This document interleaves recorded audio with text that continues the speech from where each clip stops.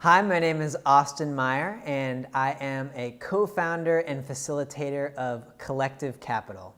Collective Capital is a company made up of 6 best friends, co-founders, and fellow creators. We are designers, we are improvisers, and we met each other while working and studying at Stanford University. Collective Capital was born out of the work that we all were doing as part of the Stanford Improvisational Theater Group and the Stanford Design School.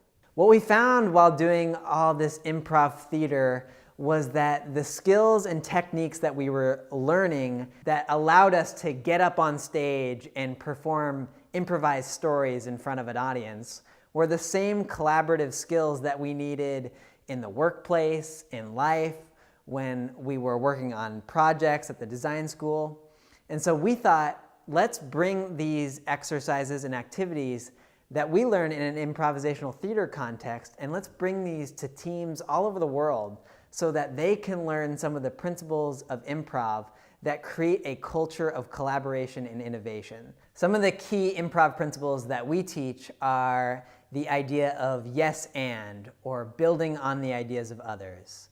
We teach shared control, so not just having one person lead the whole team, but actually having this environment where control is being shared between team members. We teach being a skilled and attentive listener. One of my favorites is the idea of being resilient in the face of failure and mistakes. In Silicon Valley, we often hear, celebrate mistakes, and it almost becomes cliche.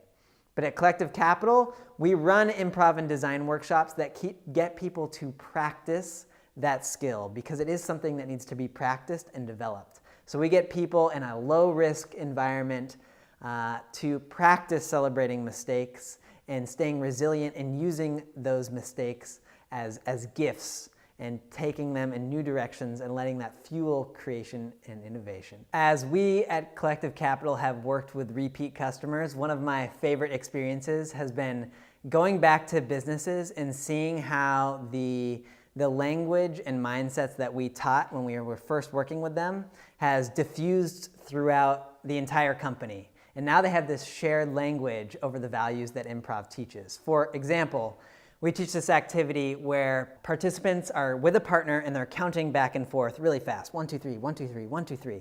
And we encourage them to go so fast that they're making mistakes.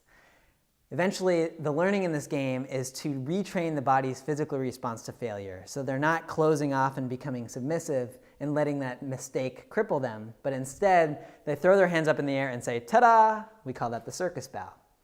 And when we have returned to companies that we've worked with, I see people walking through the halls actually doing the ta-da bow together. It's now this shared language that they have that emphasizes the idea that it is okay to take risks and make mistakes, whether that is you testing a product and it just not going the way that you had hoped and letting that failure not hit your ego so that you're allowed to then iterate and make changes on that product and make it better for customers. Or it can be just walking through the office and tripping over your shoelaces and standing up and saying ta-da.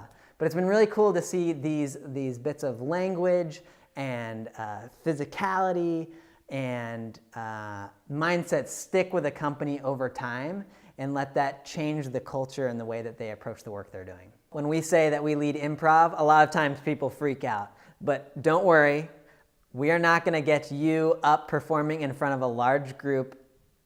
We're not going to put that pressure on you. At Collective Capital, we like to get people just enough out of their comfort zone so that they're in that place of really of stretching their limits and building new habits. We lead activities in groups, in partners, sometimes they're solo activities, and then we come together in a circle usually and we discuss what were some of the learnings of that activity.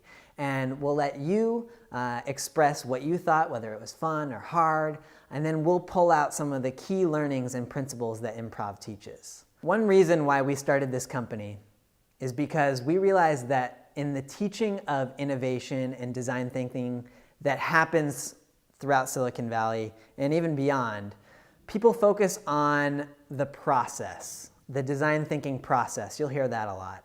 But what we've found is that You can have all the tools and processes that you could ever want, but that doesn't mean that you're going to be successful at creating new products, solutions, or experiences for your customers or users. Anyone can look up a process online. What really fuels it are the mindsets that drive that process.